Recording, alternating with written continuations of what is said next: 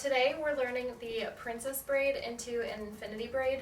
We call the two braids on top, we call them princess braids. And then this part back here, that's the infinity braid part of it. So I'll be showing you that one.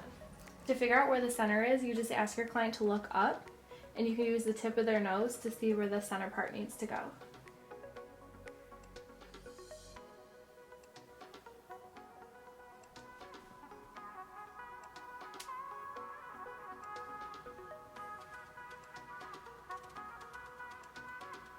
Perfect, you can look straight. Thank you. Now for princess braids, come over here. I don't want princess braids to be too narrow. I notice some braiders start to make their princess braids more and more narrow. We want them to be a little bit chunkier, a little bit thicker. So I usually look at like where their hairline starts to come in here. I'll kind of use that line as my guide. And that's where I'll cut it across. And then 90 degree, I cut it up to the center part. Clips to section this and this so that they don't come into the braid. I like our flat clips. If we use these alligator clips, they tend to leave creases in the hair.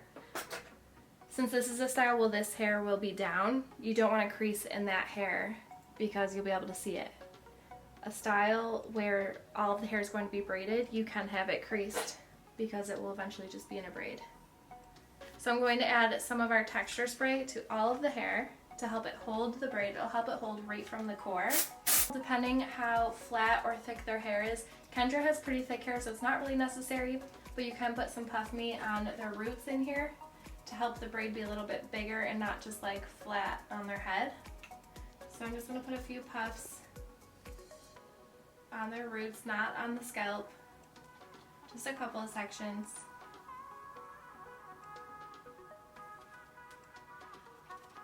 Here's the one. Then we're just going to Dutch braid.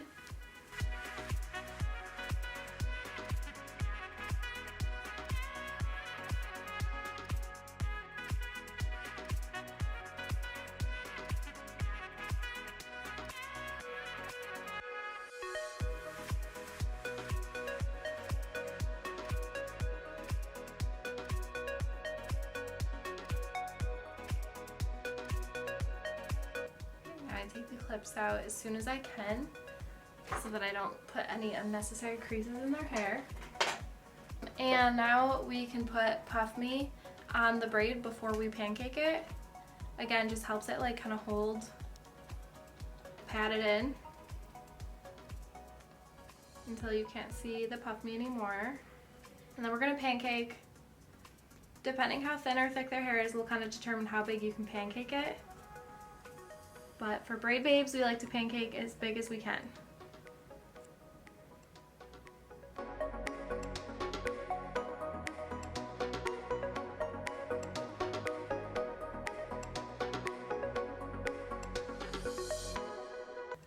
Now we're going to do the infinity.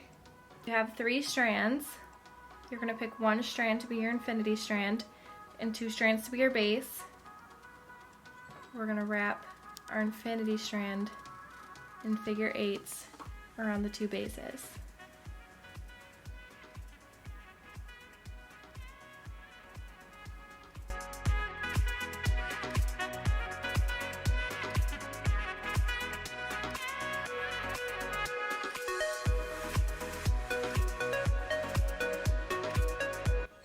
Okay, now this one is just a little infinity just to end it off. So to elastic it, you put 2 of them together, the one that's going around on one side. I'm picking the outside, so on this side I'll try to also pick the outside. And I'm going to do my elastic right here.